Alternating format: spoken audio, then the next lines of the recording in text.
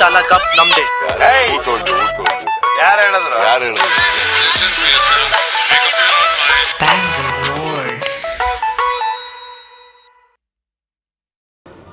Thank you, Prabhanjan, for doing this. Thank you for coming on to this very small podcast, for which I think I'm yet to. I don't know how many listeners we have. I don't know if we have any listeners yet. But hopefully your presence and your participation is going to change all that. So thank you. Thank you for coming. How are you doing? You look very tired. I could have been better, but two things. One is I didn't want to miss on this. I know we've been talking for a while that we should be doing this. I am unfortunately a devotee of sinus.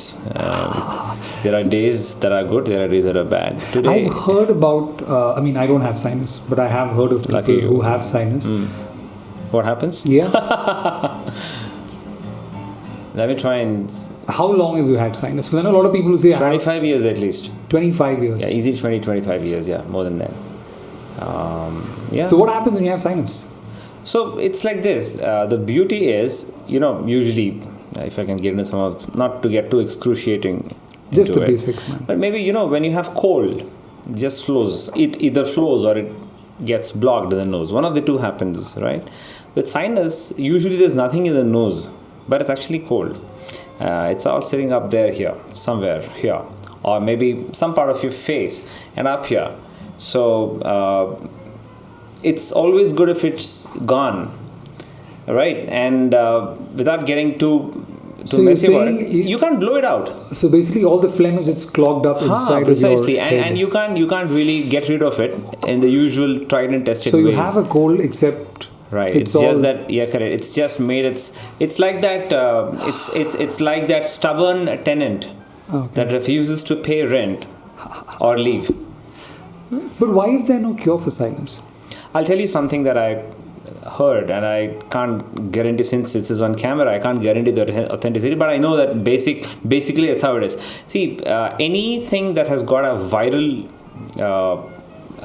Something to do with virus is always difficult to cure. Bacterial, ailments are perhaps easier.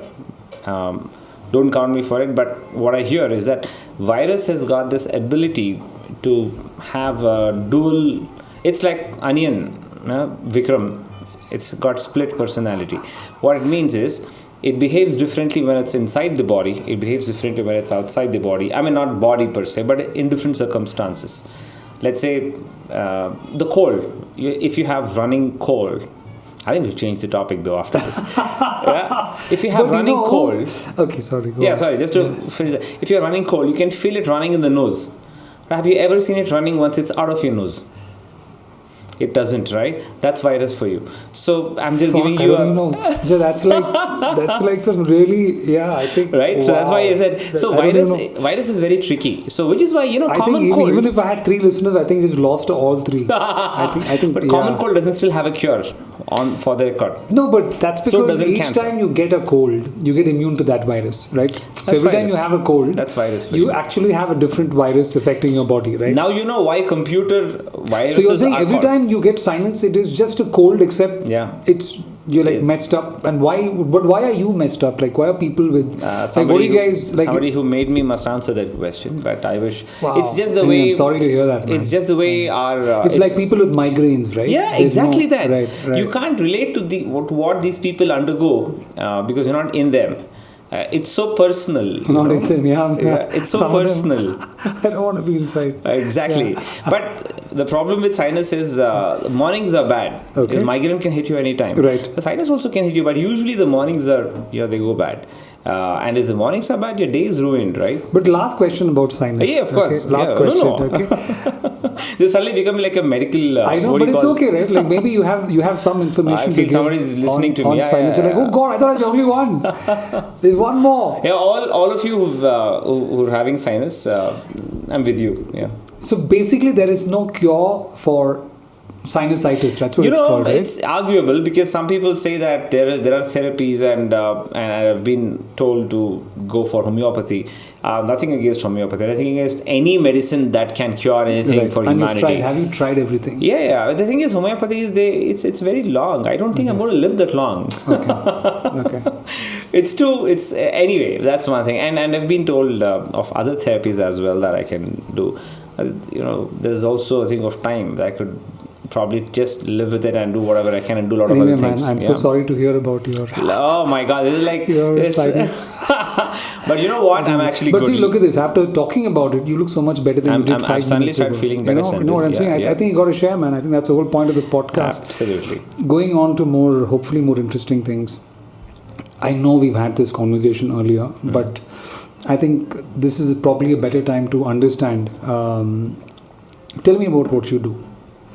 You mean for a living? For a living. I know you as a mimic. You weren't really a stand-up comedian. You were a mimic. You were a mimicry artist. Right. Actually, yes. Right? I mean, no. I've met you as a voice artist, right, at Ricky Studio. That's how we know each other, as fellow voice artists. Of course, you're doing a lot more work. I think you've done a lot more work than I have.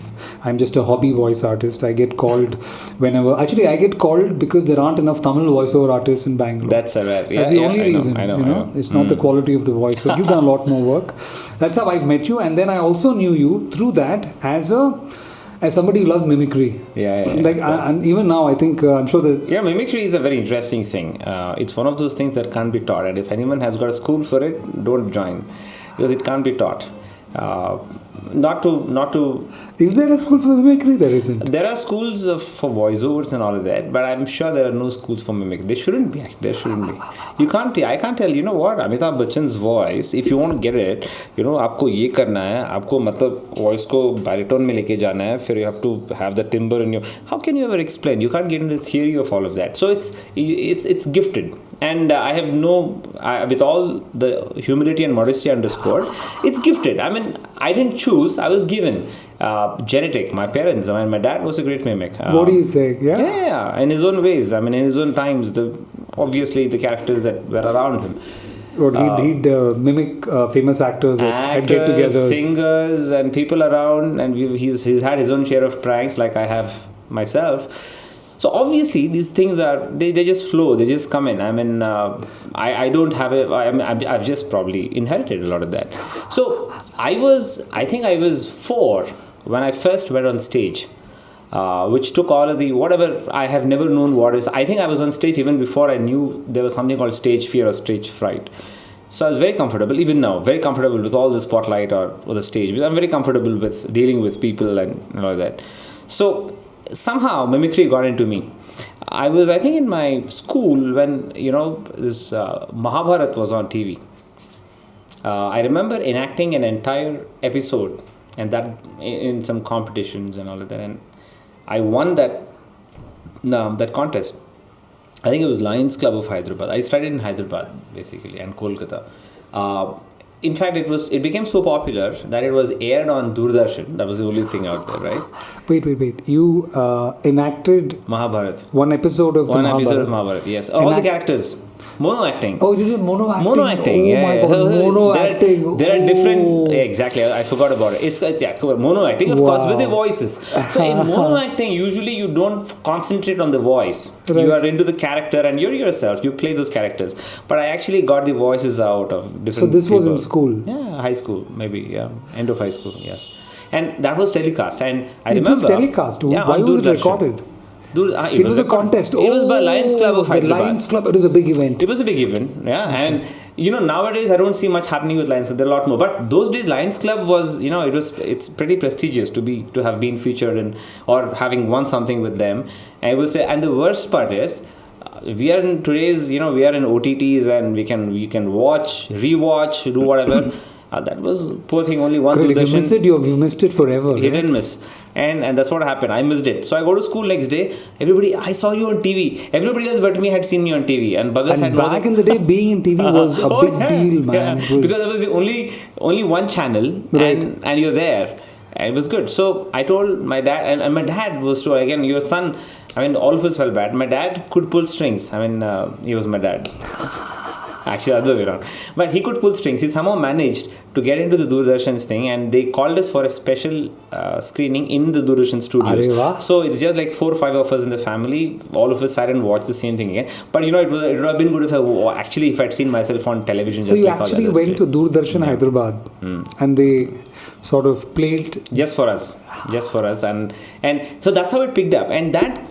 So you know, mimicry evolved with me. Because I met new people, new characters, new actors started coming in. The ones I was mimicking started also dying, and all of that happened. Every time, I mean, this is not nothing sadistic, but if someone passes away, I feel bad that, oh my God, because he's gone.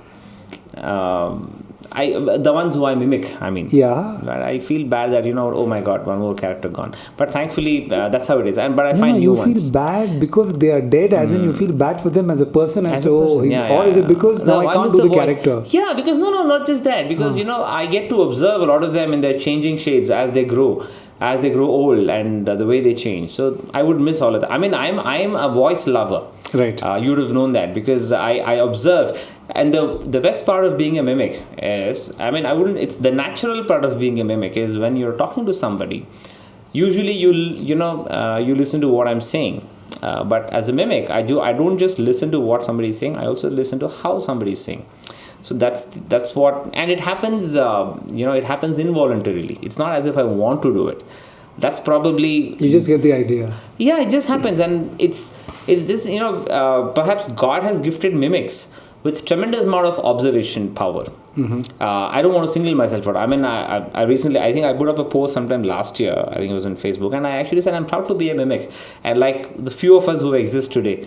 But one thing about mimics, Sendil, is that there is this breed of mimics that thinks that they can mimic, but they cannot.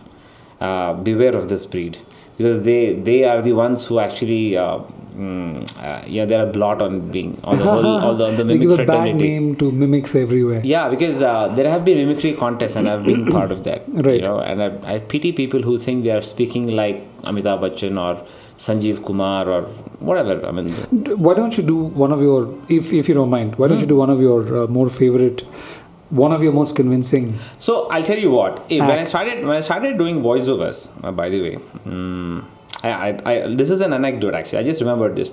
My first ever voiceover, I was rejected for what I was meant to do. I was called to do an Amitabh Bachchan's voice. This is like almost 20 years back. And my voice wasn't this baritone. I was supposed to do Amitabh Bachchan. All right, but I ended up doing something else. Thankfully, I survived the day. Not that bad, but I've done Sachin. I've done Ravi Shastri. I've done Navjot Singh Sidhu. Anyway. What are you saying? You've done so many cricketers. Yeah, all of that. As in when you say you've done this on stage or for commercials? Radio ads. Okay. I've done like a few thousands of radio ads. Shit, I know. I think I'm very lucky that I have very small listenership, if at all. Imagine Ravi Shastri hears this today, man. He definitely, I've even dubbed for a very popular Bollywood actor. What are you saying? Very, very popular, ultra popular Bollywood actor. I dare not take the name because I don't think even he knows that I have dubbed for him. It went on air. It was on TV. Everybody watched it and everybody thought it is his voice.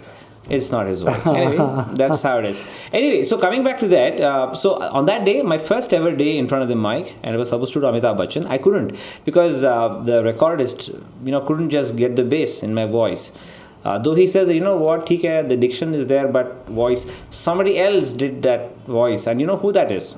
I'm sure you would know this guy called Prakash Pillai, who recently, unfortunately, left the world. Prakash, yeah. He filled in for me and because he had the bass. And you know what? He had a deep voice. Yeah. And he told me that day that, you want to be a good voiceover artist, start smoking. I said, why? I said, no, you should start smoking. You get the husk, you get the bass. I said, it's okay, I'll do something else. I don't want to get... I didn't take to smoking though, but Prakash was he was a heavy smoker. He was at least as far as I knew. He was great one of those old school Bangalore boys. He's Malayali, but I think he's Bangalore boy, right? Yeah, he was here for a long time. He was here for a long time. So what happened, as I started growing older, my voice also, the texture changes. Matures, but I have the bass today, and I have done so much of Amitabh Bachchan. So that got into singing. So I started singing like different people, different playback singers and all of that. including Amitabh Bachchan. So there's a way he sings when he sings, and there's a way he speaks when he speaks. I'll show you both and how they are same but different. I think my listenership is now going up after the first 3 minutes of phlegm talk. I think the podcast is finally like taking an upswing. Yeah. I think our ratings just went up. Like, I think Bhavesh is tracking it. Keep tracking it, Bhavesh. So that's how it is. And so Amitabh Bachchan, let's say today's Amitabh Bachchan, and he's got his lot of his dialogues, right? So let's say there was a dialogue like ये रात है या तुम्हारी जुल्फें खुली हुई है चांदनी या तुम्हारी नजरों से मेरी रातें धुली हुई है, ये चांद है या तुम्हारा कंगन, सितारे है या तुम्हारा आंचल, हवा का झोंका है या तुम्हारे बदन की खुशबू है, पत्तियों की ये ससराहट या तुमने चुपके से कुछ कहा, ये सोचता हूँ मैं कब से गुमसुम कि जबकि मुझको भी खबर है कि तुम नहीं हो, कहीं नहीं हो, पर दिल है जो कह रहा है कि तुम यहीं हो, यहीं कहीं हो. This is the usual. I might have forgotten the words and all that, but usually that's this crazy, man. You actually sat and you worked on this. There are places where he goes down and he goes up. That's why it's very difficult to teach these things. It's a self-taught thing. But when he sings, it's slightly different. Give me one of his songs. Oh yeah. रूप तेरा सोना सोना सोनी तेरी पायल शन छनाशन ऐसे चमके कर दे सबको घायल कह रहा आंखों का काजल इश्क में जीना मरना everybody shawa shawa. But the best part of this song is not Amitabh Bachchan. When Amitabh Bachchan is singing in all his might and his glory, then comes an Udit Narayan. Right, yeah. And that's the beauty of this song. You know how that sounds, right? रूप है तेरा सोना सोना सोनी तेरी पायल छन छना छन ऐसे चमके कर दे सबको घायल हो कह रहा आंखों का काजल इश्क में जीना मरना everybody shawa shawa. That's how it is. And dude, that got to voices, right? I mean, I started absorbing voices, and Kumar Sanu, Udit Narayan, Remo Fernandez. Kumar Sanu is one of my all-time favorite voices, dude. Kumar Da, to me, he's there, dude. I mean, have you watched him live? No. So what happens is he introduces himself. Like there's Iron Maiden, there's Metallica, there's John Mayer, and there's Kumar Sanu. And then there's Kumar Sanu. There's also somebody top of the pile. Correct. So you like Pink Floyd, just below Kumar Sanu. I mean, it's like I'm saying it's a neck to neck thing, but I somehow think Kumar Da is still half a step above Pink Floyd. For people like us who've grown in 90s, I mean. So you should listen. You know what I say? You know what? It's amazing. And he speaks in Bengali. I mean, he's with a staunch Bengali accent, right? Okay. But when he sings, he's okay. So आप तो जानते ही कि मैं एक romantic singer हूँ. आजकल एक गाना है हमारा, एक बहुत अच्छा गाना है, आप सुनिए, ठीक है? And his face goes. मदहोश दिल की धड़कन छुप सी तन्हाई छुप गया चांद क्यों क्या तेरी जुल्फ लहराई मदहोश दिल की धड़कन छुप सी तन्हाई.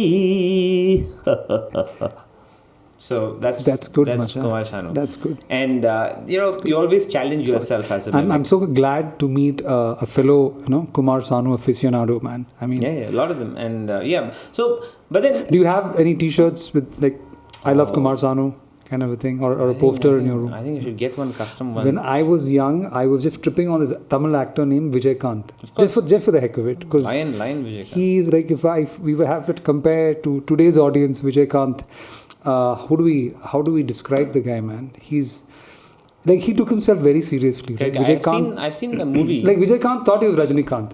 Right. You know what I'm saying? I have seen a scene in a movie. Don't ask me where and why, because when you're going to a different city by bus in the night, you don't have choice. Correct. That's the best time. You get to watch the most random movies. So I saw a movie in which he transforms into a lion. I mean, literally. And I mean, it's not part of the story. No, I think it's his imagination. Somebody's imagination. Correct. So they say, oh, the lion is here, and he comes and his face turns into a lion and comes back to the graphics and all the that. Graphics, Yeah, that's still okay. There's one film where there are these bunch of rowdies, and of course Vijay Kant is a good guy, and he's enters this scenario where these rowdies are, like misbehaving with someone, and he just gets in and of course takes them on, and the rowdies don't care. They come to one guy, runs up to him and punches him, okay? And then I say clink and all that, okay? Clink and all that, and you're even surprised. And then the guy says in Tamil, man, his body is made of iron. Oh, that's a reference. Like wow. And then something happens, dude. He takes a matchstick, he lights it on himself. And it switches on. Oh, wow. That's because it's Nirupuda. And then that's like there's one movie where he is arrested by cops, Vijay Kant, and they want to torture him to get some information out of him. So they take him to his room with this big block of ice. That's torture, right?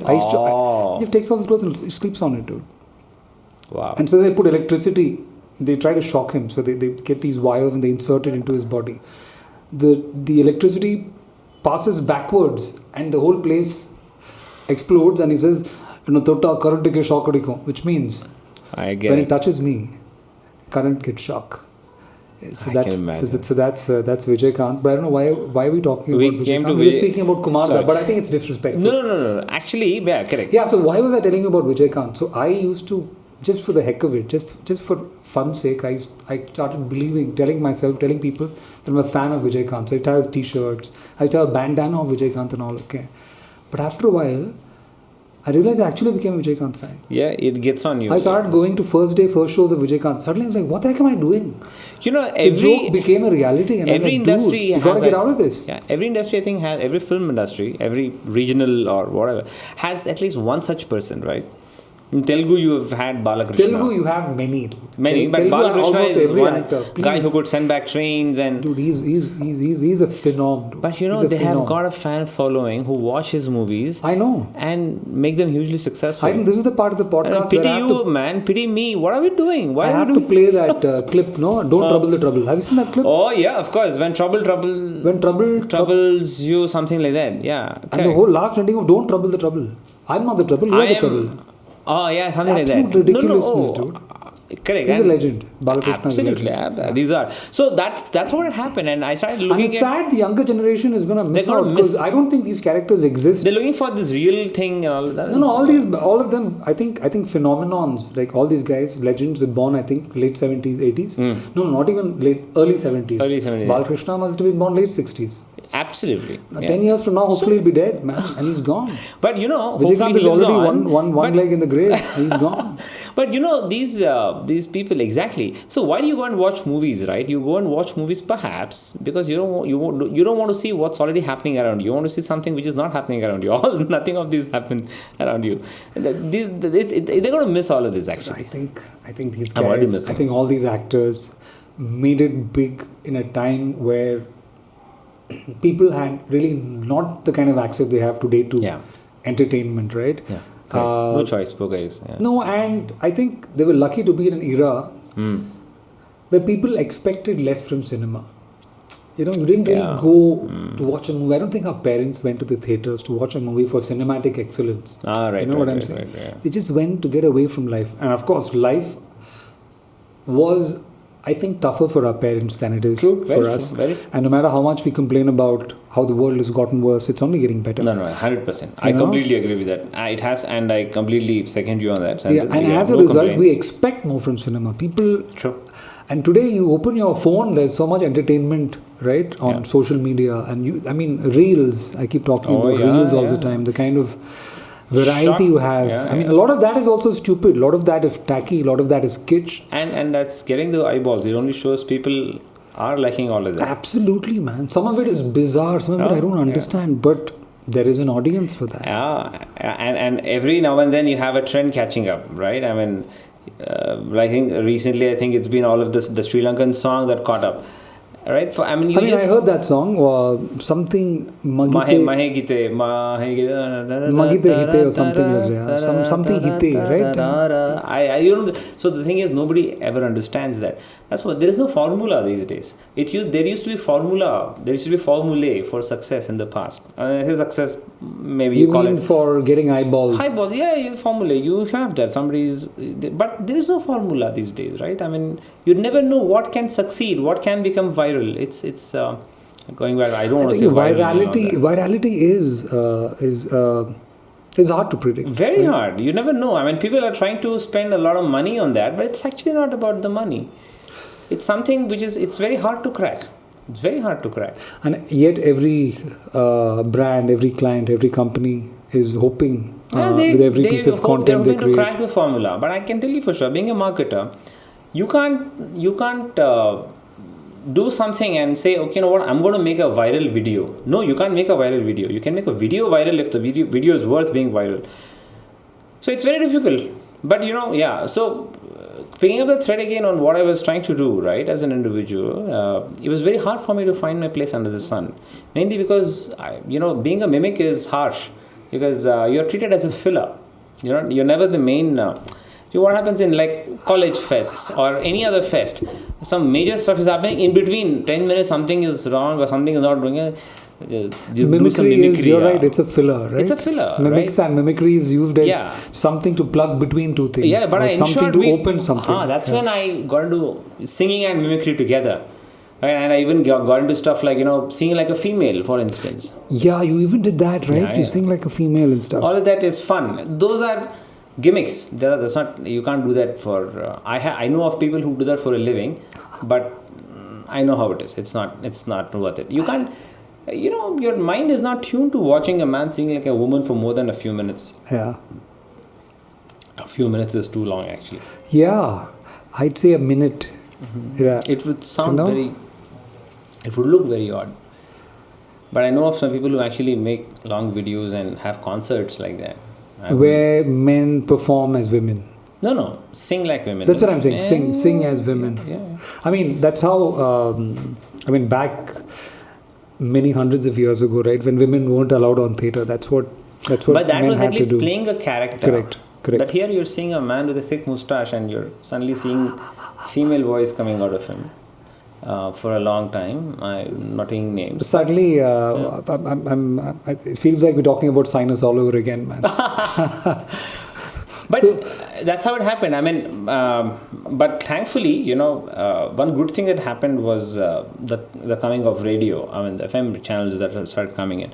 Bangalore was the first city to get the first ever private FM channel. You're right, Radio City. Radio City was India's first. It was launched in Bangalore, radio, right? Yes, it was launched in Bangalore. Did you have anything to do with radio? Oh yeah, I mean that's when. So when Radio City was launched, of course, a lot of jingles started coming in. That's when I got introduced to that. A lot of my talent got used up there because I could do a lot of voices.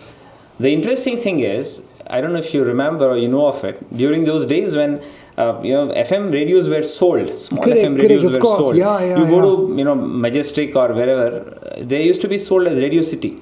Radio City. It was so popular. There was no other, because it was the only station. Yep. They would sell these small radios. FM radios, portable FM radios. Which 91 FM. It was 91. It was not 91.1. It was 91 back 91. Then. And I remember, doing a lot of jingles and a lot of ads that I used to do with them. I even dubbed for a Kannada movie back then, actually. And that was for T.S. Nakaparna, one of his movies.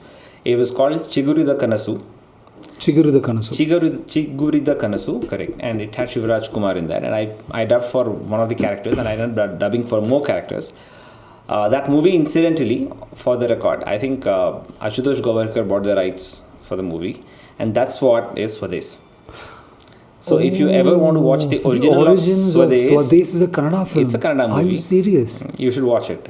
So it's just that in this one, we're making a snippet of this stuff. This is going to lead. This is going to be the promo that leads the podcast. So you should watch this movie. I'm sure it's on YouTube. So in this one, the Kannada version, the original version rather, the hero, the protagonist, lives in Delhi, forgets his roots, and comes to the small, inconspicuous, obscure village which is off the coast in Karnataka, and brings in electricity and deals with the problems. So leaves all the promise of living in the big city. You deal with Bollywood, obviously the canvas is wider. You suddenly have Shah Rukh Khan. You can't show him coming from Delhi to somewhere. So they took him to NASA or wherever. Well, I think it also made sense because how old was this Kannada film? I think 2003, 4. Oh, it wasn't very old then. Not very old. Oh, I assumed it's one of those films. I dubbed for it, so it can't be too old. I'm not that old at least. And Swades was when? When was Swades? Maybe a couple of 3 years later, 3-4 years later. What maybe. are you saying? Yeah. Well, I think it made sense because I do know that brain drain, right? Huh? People, highly educated individuals, especially in the sciences, moving to America. Right? Right, yeah. And then missing home, right? So obviously the story was changed to that extent. Oh, but I didn't know this. Wow, okay, wow. Paheli was again a Kannada movie, right? Okay. You probably... No, I didn't watch Paheli. I just saw the teaser. It was very bad. I mean, Shah Rukh has a mustache in that, no? Correct. He's very bad. He looks so very Paheli was actually a folklore story of Karnataka, and Prakash Raj actually acted in that. It's called Nagamandala. So Nagamandala is the original Kannada version. It's but amazing, you know what? Man. It's like that man turning into a snake, Ichadhari Nag, what they say. That's the word. That's the folklore story of Karnataka that was made to a movie, and that got... Well, Paheli bombed very badly. And yet it was, if I remember, what surprised me then was that it was India's entry for the Oscars for that year, Paheli. I'm sure it bombed there. Absolutely. I don't think people would have been like, what the heck? So that's what happened, right? I dubbed for this movie, and I remember Nagabharana sir calling me. Who did you dub for? It was the character. That character is not there in Swades though. Okay. This is his younger brother's character, who's actually a pilot, and I remember he cannot speak Kannada because he's been in different cities and he's grown up in Delhi and Bombay, and he flies, so he's forgotten how to speak Kannada. So he speaks a lot of Hindi. And like you have this advantage of being one of those few who can speak Tamil in Bangalore as a voiceover artist. Back then, I was one of those who could speak Hindi. So you know the thing. So you're one of those few guys who could. But my dubbing was mostly in Hindi only. Okay. The whole movie, because I had to speak the dialogues there. But how did you pick? Oh, you lived in Hyderabad. That's how you picked up Hindi. My first language in my school was Hindi. Okay. Where did you study? Hyderabad. It was a convent. My second language was advanced English. The third language was general English. So it was all of that. So Nagabharana sir called me home, and he actually offered me a role in one of the serials he was coming up with. I somehow was not too comfortable going in front of the camera because it took away a lot of my time. I always wanted to have time for myself for what I was doing in my career. Otherwise, so, which brings me, I know that you do very well. I know that you're doing pretty well in your career. I could have done better, but I'm sure you could have. But I don't think you're doing that badly right now. How did you manage to not make any of that your living, and you chose to? No, I maybe it's reality, prudence, whatever you call it. Because again, for those assuming somebody is listening, what you do now has nothing to do with mimicry or voices or singing. Actually. Okay, let me put it this way. Yeah, but I do one thing. There are two things to it. One is I never wanted to make a living out of any of these things, singing, mimicry, whatever. I have this thought that it's arguable, but I have this deep philosophy in me that if you don't do something for money, you tend to give it your best. It may differ from context to context, but in the context that I'm talking about, if suddenly you do it for money, then you look at how to make it work, make it worth. How do you this professional rivalry that you want more work in that, and you end up doing things that you wouldn't probably do if you had a choice. But if you're not doing it for money, I can say no to anything. I'll be honest. There have been instances in my voiceover career that I'm doing something, I didn't like it. I've just hung up the phones and I've walked out of the studio. Said, you know what? I'm not doing this. He said, what are you? I said, no, it's not. This is not me. I can't do this.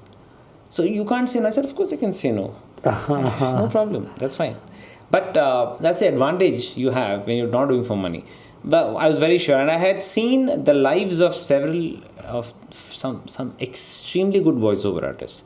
Oh, I remember them. I can't forget them. One of them is also no more. But I had seen their lives. I don't think I wanted that kind of life, and I was not. As in, you're saying it's not financially viable. Yeah, it's not. It's not. But then, why didn't you ever move to a city like Mumbai or something? Because it's still. Even there, of course, it's a struggle. It's not a joke. Yeah. So I was fairly getting settled in the technology industry. So let's talk about what you do. So fast forward, I co-run rather. We are two founders actually. It's a company called The Higher Pitch. I know. The name is a little deceptive because some people even ask me if we can perform at their event and they think that we are some. What do they think you are? No, a musical band or something. The Higher Pitch. Someone actually messaged me recently asking me that question, which is why I'm saying that. But we are a marketing company, and I'll make it easy for our listeners because if it were a client, I would say that we are a customer experience consulting. Yeah, and we are a customer experience. That's right, though. But in to make it simple, we actually use marketing and technology together to transform brands. And we focus on technology brands because I've spent a lot of my time in that industry, and so has my partner. So we work with, and most of our clients are outside India. When I say outside India, most likely it's the US or the Europe. And we help them do well as a brand across. See, any company needs two things. One is it needs a better brand recall, and two, it needs demand. So we help clients to get both of these using marketing, and a lot goes in. Now you talk about offerings. What do we have as offering? You have content, you've got design, you've got videos, you've got a bunch of things, you've got strategy, you've got research, pre-sales, inside sales, demand generation, whole lot of things like the communications and PR and pre-sales and bunch of things. We now combine and make different packages and offer them as consulting services to clients. And now suddenly it's got so boring from where to where, Sendil. And that's what I do for a living. We have about 100 people between Noida and Noida and Bangalore. That's us actually. And you've been an entrepreneur now for... This is my 6th year as an entrepreneur. I never thought I could be one actually. Then how did that happen? I have a partner who's... I think who's a little wiser than me there. He was behind me for a long time. You know what? It was me who was unsure. I was like a very conservative. What is your educational background? My bachelor's is in microbiology. Wow. You know now where that knowledge of virus came from. And later on, I went on to do my management program with IIM Bangalore. Okay. That perhaps gives me a good start to conversations. They suddenly think, oh wow, this guy will definitely make sense because he's from there. While that's not entirely true. There are backbenchers even at IIM Bangalore. True backbenchers. So anyway, so that's that. And I've learned everything else by observation. Right. That's been the best teacher though. So you did microbiology. So your partner, going back to your partner chasing you, why was he chasing you? Because he worked with me. I mean, we worked together at iGate when I was there, and he was already an entrepreneur, and then he had left his whatever and he'd come to work for a salary. He always wanted to get back to that, but he was behind me, and we were talking till one fine day that I said, okay, let's do it. Let's see where it takes us. But the good thing, what I'm happy about, is that I didn't quit my salaried job out of pressure, like a lot of them have. And because 2016 was an entrepreneurial wave in the country. You've seen that. You had Make in India, Rise India, Shine India, whatever. A lot of companies were started. A lot of companies even shut down after they started. And I have seen people who got into being an entrepreneur because they couldn't do well. They were under tremendous pressure they had been sacked. You mean they got into entrepreneurship because they did not do well? Yeah, it's like, tried and tried, I couldn't succeed. But isn't it usually the other way around? You try being an entrepreneur and you fail and you go to a job. Even that happens. But here, I personally know a lot of people who actually quit their jobs or were sacked. To upkeep their dignity, they said, you know what, I'm an entrepreneur now. I have an idea and I'm starting something, whatever it is. It could even be delivering frozen chicken. But then I'm glad I didn't do that, as in not frozen chicken, but I didn't quit my job because of pressure.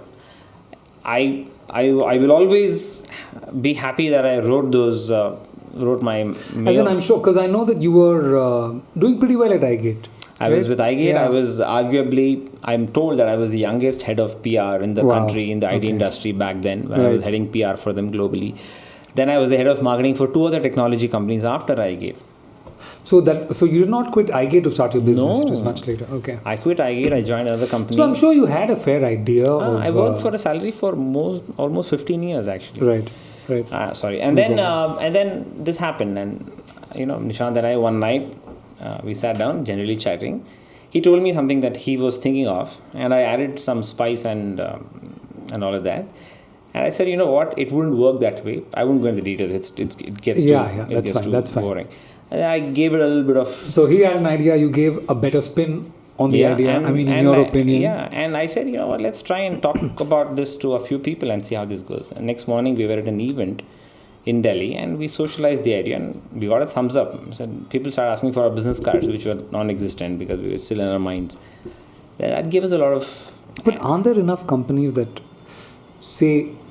combine technology and... The good thing about us... The reason I ask is how did you believe? Like, what is so unique about your idea at that point? The unique thing is that, we focus on the tech industry only. Right? And very few companies can understand technology as a domain. Take Ogilvy for it. I've worked with Ogilvy, and all of they're great.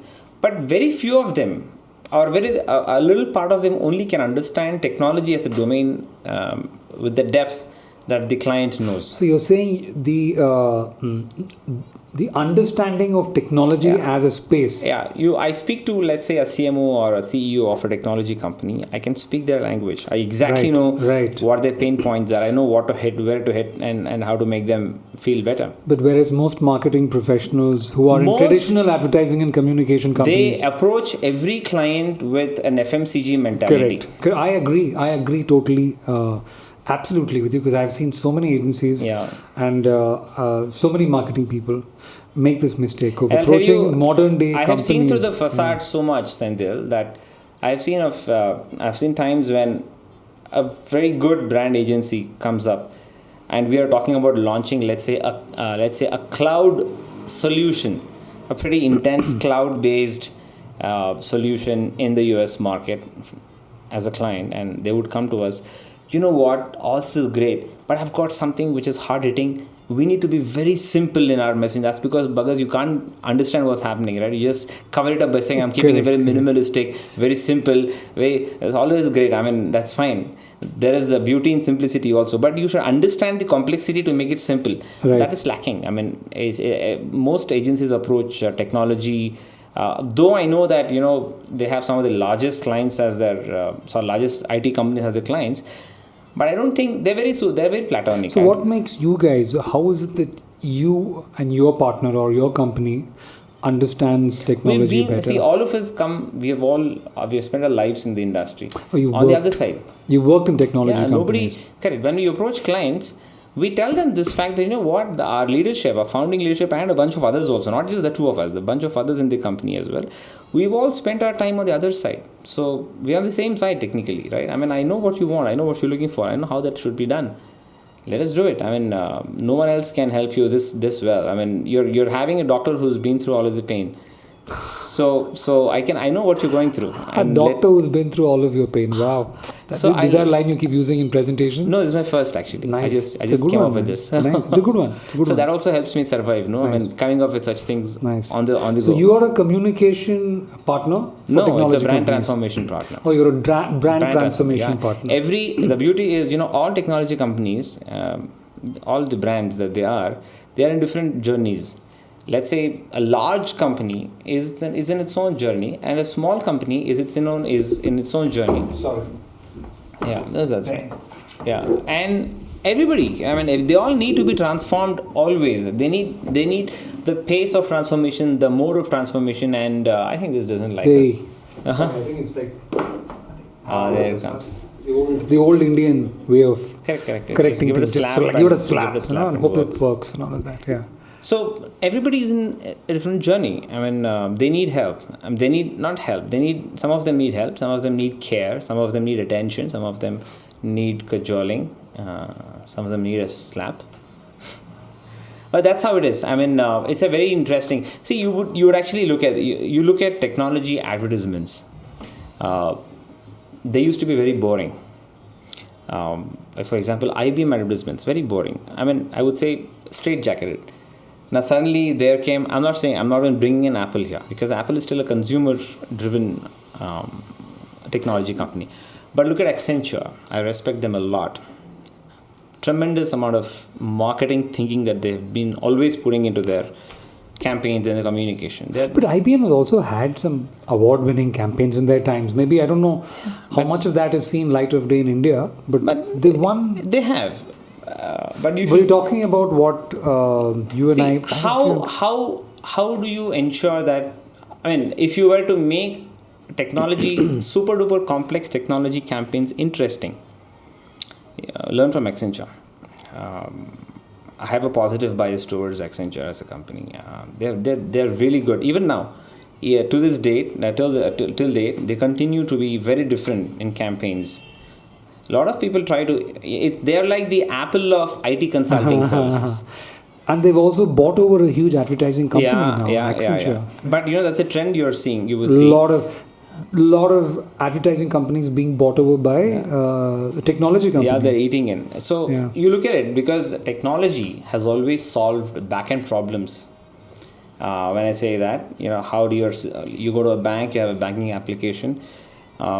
I don't think technology companies were really bothered how the application should look like to the customer. They always try to solve challenges on how the application behaves in the back end, and how does it make life more efficient, and how more about the functionality of it. All of that, right? Yeah. But then suddenly the focus has shifted towards customer experience, and collecting the data and analyzing the data and running algorithms and putting AI and doing a bunch of things there and storing it elsewhere.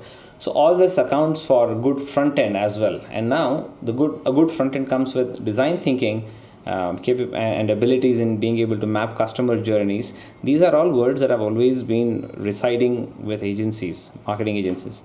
Now, poor things, they're getting bought over by tech companies because they want to get into that space as well, right? So that's how it is. The world is changing, Sendil. And what do you think as an entrepreneur? And I'm glad to see that. I think you're doing well. What are the opportunities today, post-COVID, and the market in the world the way it is? I have seen marketing agencies actually take a big hit because of COVID. Maybe something was right in us. Our stars were in the right direction when I think we started. We were focusing on technology industry. Technology as an industry has thrived during COVID, and it will continue to. It has not had a dip, actually, if you look at it. Maybe there was a bit of a trough, but there was no dip in technology as an industry. We are focusing only on the technology industry, and that has helped us tremendously, because we have doubled our growth in the last 18 months, actually. Literally doubled our growth in take all parameters. I mean, it's true. I see. I know this guy who works in HR for IT companies. As he's an HR guy who, like a headhunter for IT company, he's saying he doesn't have enough candidates, and I was shocked. I was like, wow. Yeah, we have a problem today. We have this whole. There is a recruitment issue, and I don't understand. Yeah, it's a big theme called the Great Resignation right now. That's happening. It won't last. I think there's a huge amount of attrition happening because there's huge demand. Yeah, but how is there a huge demand? Aren't there enough people coming out of college every year? Isn't there? They're not enough. The kind of demand that is pent up suddenly. What are you saying? But I'm telling you what, my big belief is that this whole thing of having multiple offers and all of that will die like very, very soon. Because it's just like a passing phase, and I think people should not buy into it. I was telling somebody recently that when companies hire candidates, the one question they should ask now onwards, at least, I'm sure they're not asking this question now, is that, have you told or will you tell your company that you're joining my company? They would have to eventually, right? No, I'll tell you what happens. Officially,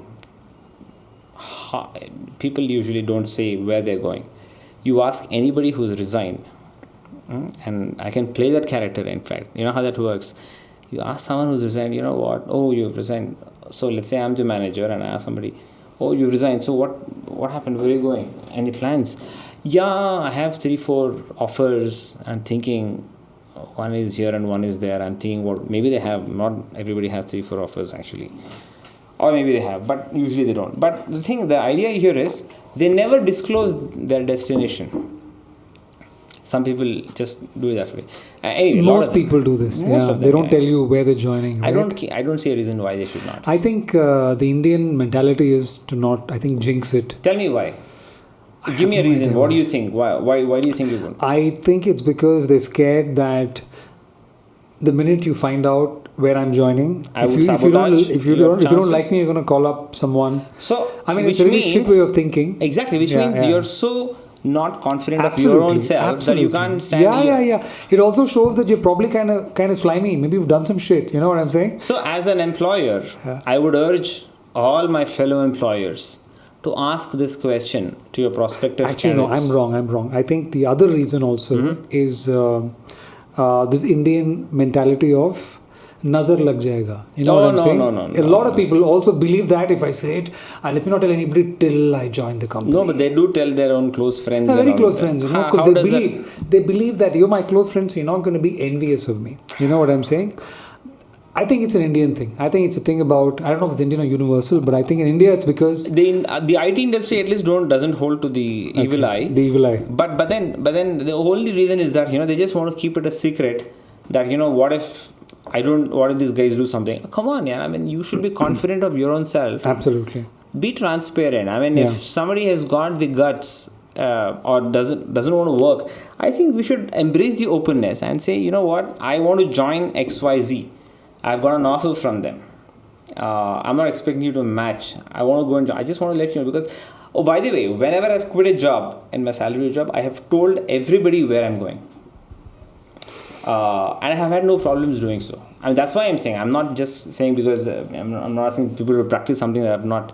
Actually, I'm not like that. Not when I was working in agencies, I would most of the time not tell people where I'm going because genuinely wouldn't know. Because half the time I would have quit in a huff. You know what I'm saying? And then I look for a job. But I think when you're young, you believe. Back then you believe you're going to get a job. You don't mind. Yeah, that's how it should be. I've done that once. I've done that once in my life before. Right. Very early on in my life. But you do those things when you're. And how's the? I don't want to keep you too long. I know. Oh my God, Is it really? Did we start late or is it just been a while? Yeah. Okay, anyways, I think we'll try and wrap this up as quickly as possible. How's it been being an entrepreneur? Because it's and you are a successful entrepreneur, correct? As of now, as of today, relatively, right? You're relatively successful. Not everyone gets success. In entrepreneurship. This is your first attempt. I'll tell you what. It's one thing to call anyone successful, and everybody has a different meaning for it. By success, I mean you are able to make a comfortable living out of your business. No. I'll tell you what my definition of success is as an entrepreneur. Mm-hmm. When an employee that works with us takes a home loan, when she or he decides to start a family, when someone decides to get married because they feel that they're stable enough to take care of a family, I feel successful. That sounds very touchy. That's deep. But I tell you what, no, you are right. I do agree with you. Because I was always thinking that maybe getting a good deal or a good project or maybe... No, but then it ties back to, again, financial success, right? They are confident of... Yeah, but it's not about me, actually. I always thought that, I will be success. It's the success of an entrepreneur, according to me, or for me at least. It is not about me at all, actually. In fact, I just sit back a lot of times. Because people that's also you are sitting back. I'm sure you have good people working for you, but also because things are going well, of course, and it has to go tie back to you and the people you work with. No, it is always. It doesn't always work out like that. It's a game of soccer. It's not a golf. It's a game of soccer. Because everyone starts a company. Everybody has got a role to play. Everybody has got a position to play. Right. And if you're playing to your role and position well, then you win as a team, and that's how a company works. But then, what is more important here is that it's wrong to believe that it's the captain who's winning it. There's no such thing as that, actually. It's because, like I said, I feel really happy if I go back to pinpoint my moments of happiness, and if I were to really put a gradation to it and say, when was I the happiest as an entrepreneur, I would probably say so. When somebody decides to grow at a personal level, because they are working with us, it gives me happiness. It raises my levels of accountability and responsibility. Nice. It just challenges me even more and just puts me in a zone that, you know what, I better do even better, because maybe there are, out of my 100 people, let's say 20 people are doing this. I want 80 of them to do it later. I want each one of them to be wealthy, to be doing well. That I think, that success, you don't get that when you're doing, when you're working for a salary. And it's a very special feeling, actually. The feeling of being useful to other people. Yeah. Right. I think you're right. I think that's one of the biggest distinctions. Enabling, empowering, right, and perhaps being that reason for them to do a few things that they love doing. Being an employer versus being an employee. Yeah. Could that sort of define it? Absolutely. And a very interesting thing, what I have realized, what I've found as an entrepreneur, and I'd love to, maybe this is something which is like it's like a dictum, the thing. As a salaried employee, you're always asked to behave like an entrepreneur. As an entrepreneur, you're a lot of times required to behave like a salaried employee. What does that mean? I'll explain. When you often hear this when you're drawing a salary. You have people saying, you know what, take ownership. Behave as if you own this, and look at it as if you were to run, and that's the expectation. That's the expectation, actually. And so you're required to think at like an entrepreneur. At entrepreneur. least your bosses keep telling you that. Yeah, correct. Yeah. I don't know if they do it that way, but they tell us that way, right? Yeah. I'm sure their bosses are telling them that. But the paradox is that when I'm on this side, I am told by a lot of my people as well, you know what, keep the company separate. You may have started the company, but don't behave as if you literally own it and you can do whatever you want. You should behave like one of the employees. Keep the entity separate from you, and you should behave as if you cannot just meddle with it and do what you like just because it's yours. So in a way, the company may be mine, but I just can't do whatever I feel like doing. And technically you can, but you're training yourself to think in a way where you are separate from the company, so that by ways of accounting, by ways of finance, by ways of everything, I have to keep the entity separate from myself. I think it's a very good point you've raised, because I think a lot of entrepreneurs who've done really well and then failed catastrophically are the ones who have failed to make that distinction. Where every entrepreneur should realize that she or he starts an entity, but that entirely doesn't belong to them. It belongs to whoever takes it forward and works for it, with it. It's a collective effort. It no longer belongs to you after you've started. Yeah, of course. You can steer the company, you can take decisions, but you're taking decisions keeping in mind the entire company. Right? If I were to take a decision, it's not because I own the company. It is because I expect that all of us to do better if these decisions were taken. So it is never about that individual or the or that entity. It's all about the people working for it. So that's very important.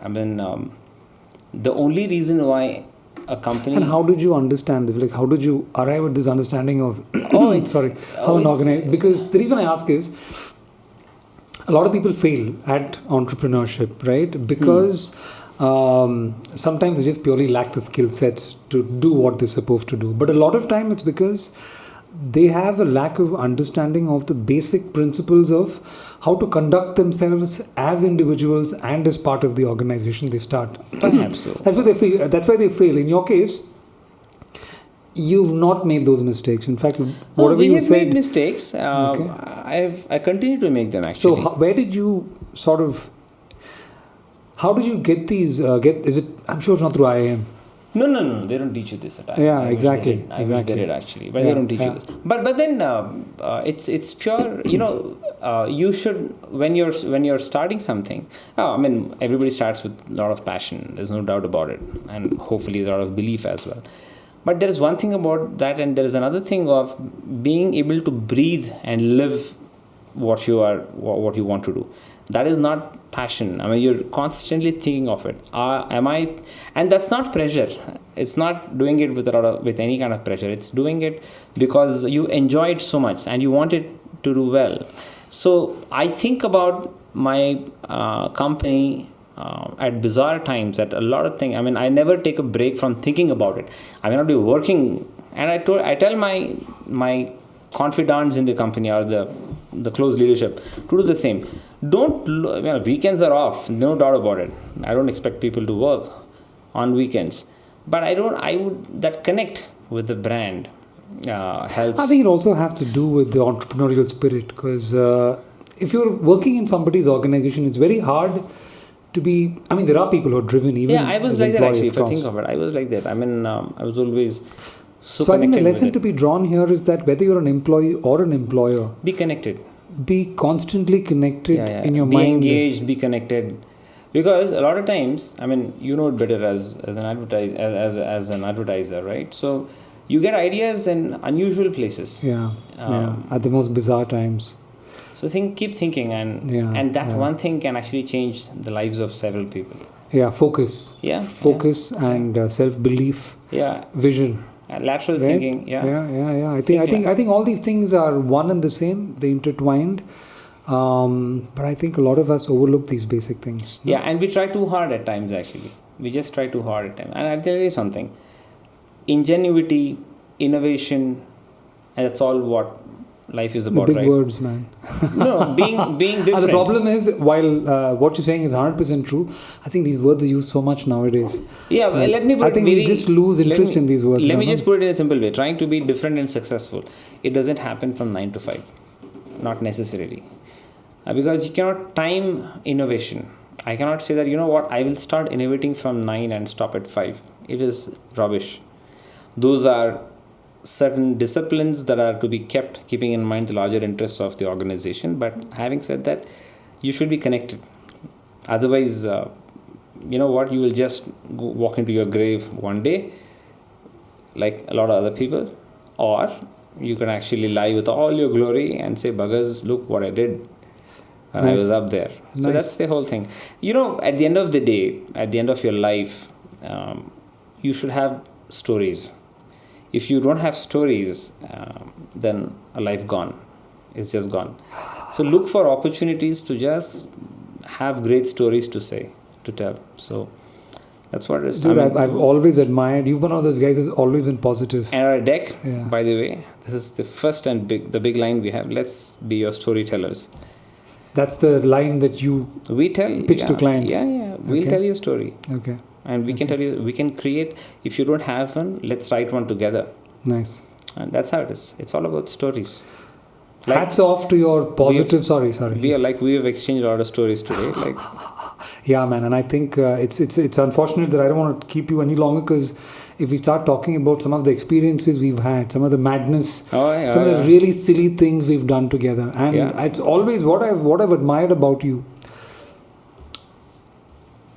You've spoken about a lot of very interesting, very in-depth, very what can I say, lateral, things, right?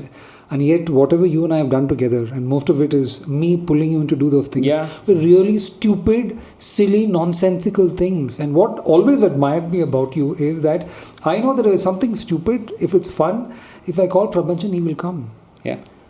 And I asked myself, why does that bugger do this? Why does he? I know he does a bunch of interesting things that are. But I do it with a lot of seriousness. That's what I'm saying. That's what I'm saying. So I really admired your drive to do these really stupid, silly, fun things that. I'm glad. Including this podcast, man. I called and he said, "Yeah, let's do it. You've come." It's a nice wind down. It's a good exchange. Yeah, it's been a good nice wind down.